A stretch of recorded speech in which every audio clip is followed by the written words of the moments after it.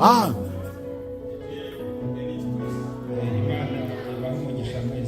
Êtes-vous dans la joie? Amen. David a dit, j'étais dans la joie quand on m'a dit allons dans la maison du Seigneur. Je crois que nous avons beaucoup de soucis. Vous écoutez la voix du frère? Hein? La voix est élevée, c'est comme si la voix est trop bas.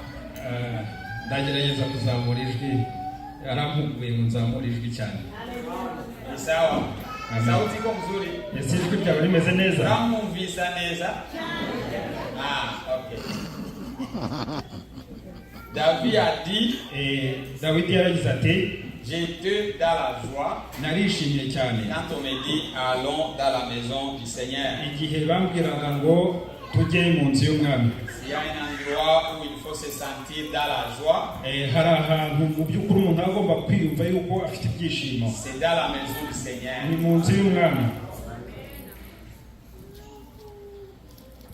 Nous avons beaucoup de problèmes. Certains sont malades.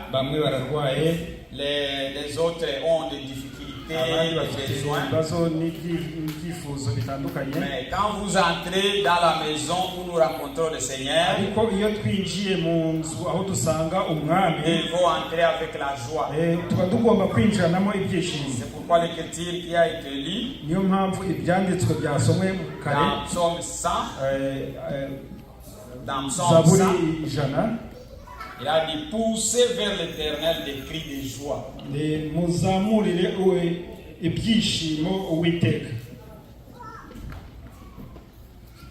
Vous tous, habitants de la terre. On dirait nous tous, habitants d'Indiana et de Louisville. Poussez des cris de joie.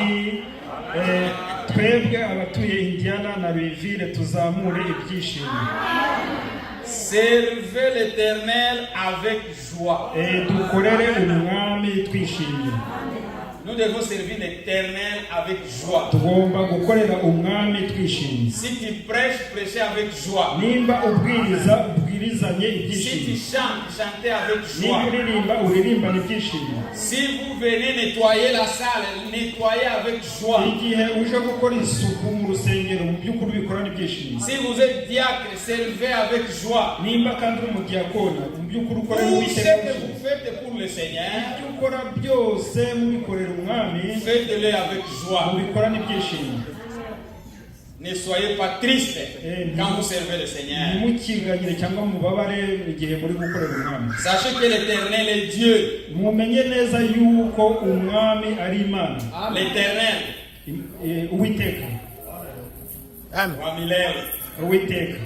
est Dieu.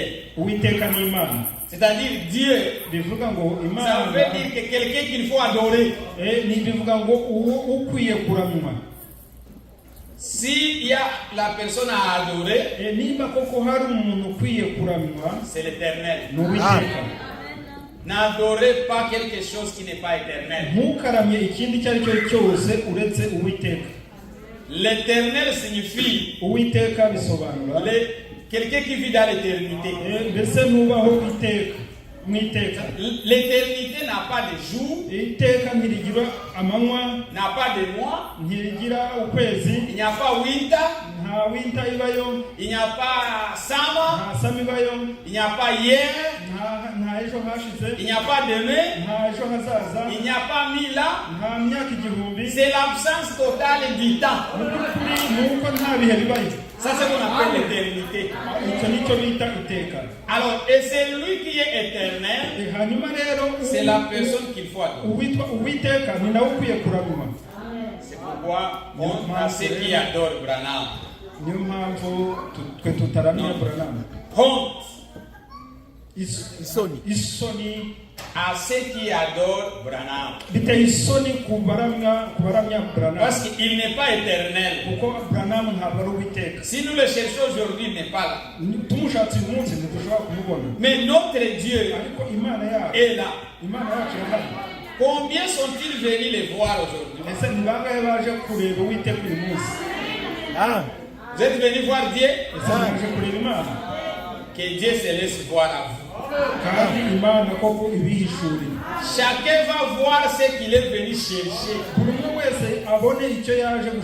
Si vous êtes venu voir le frère d'Indiana, tu les as déjà vus. Et pour toi c'est fini. Tu es béni. Si tu es venu voir le frère de Kentucky, tu veux voir l'assemblée de Kentucky, tu veux voir les bâtiments de Kentucky. Pourquoi? Tu es déjà là, tu as déjà trouvé ce que tu es venu voir. Mais si tu es venu voir Dieu au milieu de nous, tu le verras. Amen. Chacun va voir ce qu'il est venu chercher. Que Dieu nous bénisse. Vraiment, c'était une bonne écriture qu'on a lu au commencement. Le frère nous a lu notre écriture. On va lire ça aussi, c'est bien.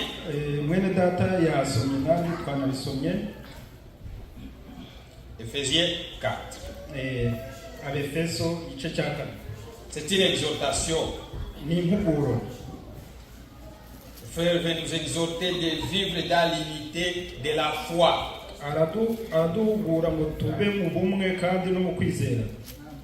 L'unité de la foi. Nous devons être unis. Nous devons être unis. We have to be in unity of faith. L'unité de la foi. Il y a beaucoup de gens qui sont unis.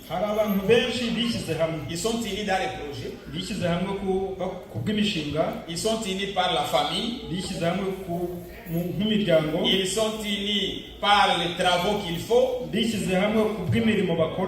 nous devons être unis dans la foi.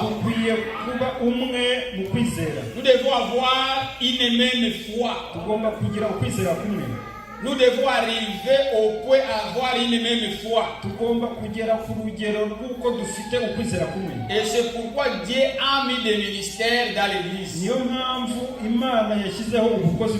Dieu a établi des ministres pour amener l'église dans l'unité de la foi.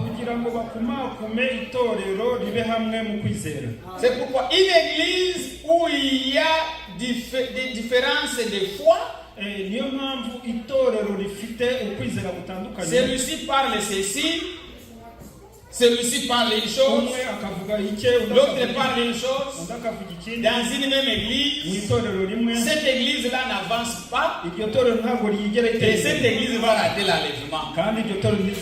Parce qu'il n'y a pas l'unité de la foi. Nous devons arriver à avoir uni dans la foi. C'est ça ce que Paul a dit ici. Je vous exhorte donc, moi le prisonnier dans le Seigneur, à marcher d'une manière digne de la vocation qui vous a été adressée. Verset 1. Ok, lisez pour nous frères. Oui. Nuko ndabinginga ngewe imbohe y'umwami Yesu ngo mugende uko bikwiriye ibyo mwahamagariwe. Amen. Amen.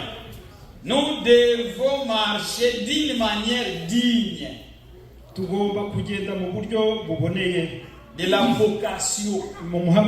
Chacun de nous a été appelé ici. Le frère nous a dit, nous ne sommes pas appelés pour être prédicateurs. Nous sommes appelés pour être enfants de Dieu. Chacun de nous est un enfant de Dieu. Alors, parmi les enfants, il y a les dons. Il y a ceux qui chantent. Il y a ceux qui prêchent. Dans ma famille, j'ai des enfants, mais tous ne font pas la même chose. Mais ils sont premièrement mes enfants. C'est pourquoi nous tous ici, nous sommes enfants de Dieu. Et nous sommes enfants de Dieu par naissance. Nous devons être nés par la parole. tugomba kubyarwa n'ijambo.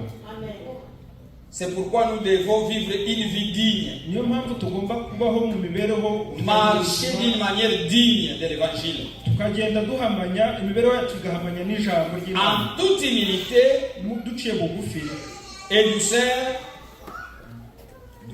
pour Paul. no kwiyoroshya Avec patience. no kwihangana. Nous devons être patients. Tugomba kwihangana. Mes frères, ce qui nous manque aujourd'hui, c'est la patience. By'ukuri icyo tubura muri kino gihe Nous avons des gens qui ne sont plus patients. dufite abantu Nous ne nous patientons plus. ntabwo tukihanganirana. Les gens veulent toujours être pressés. Mu by'ukuri abantu basigaye bashaka Mais kwihuta. Paul nous exhorte d'avoir aussi la patience. Ariko Pawulo araduhugura ngo nanone Vous supportant les uns les autres avec charité. twihanganirana mu rukundo. Il faut supporter les autres. Dukwiye kwihanganira abandi. Paul a aussi dit que les forts supportent les faibles. Kandi Pawulo araduhugura tubwira ngo ab'imbaraga mu by'ukuri bashyigikire ab'intege nkeya. Nous avons des gens qui se disent, je suis fort, j'ai la foi.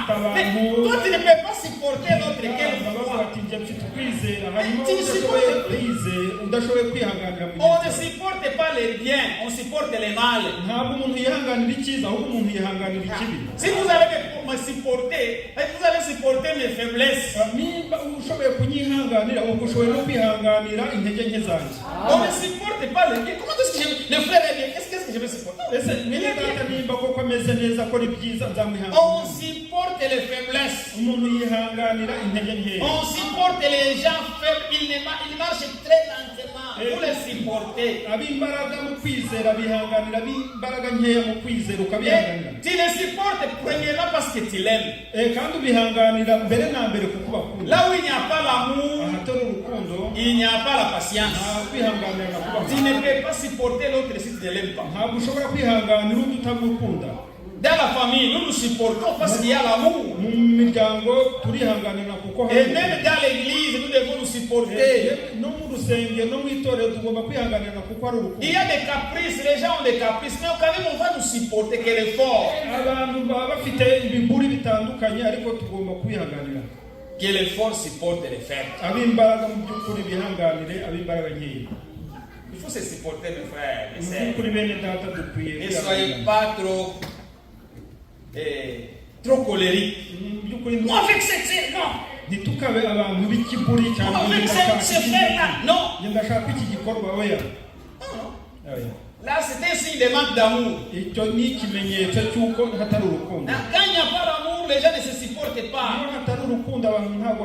Il y a des divorces dans le monde parce qu'il n'y a pas d'amour. Il y a des divisions parce qu'il n'y a pas d'amour. Et la Bible nous exhorte. Évitez chaque frère qui apporte des divisions.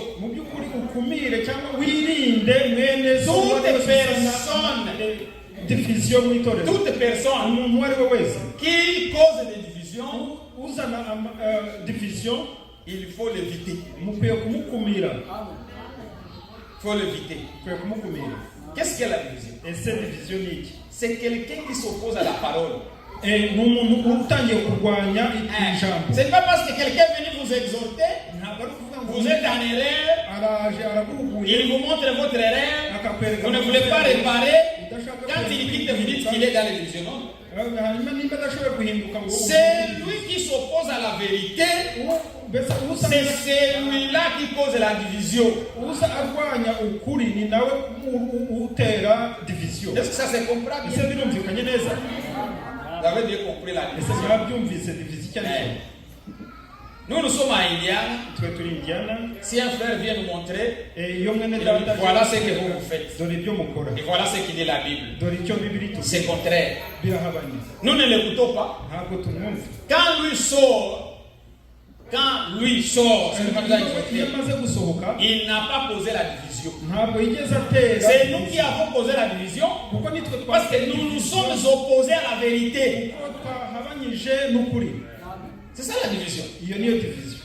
C'est quelqu'un qui apporte quelque chose de contraire à la vérité.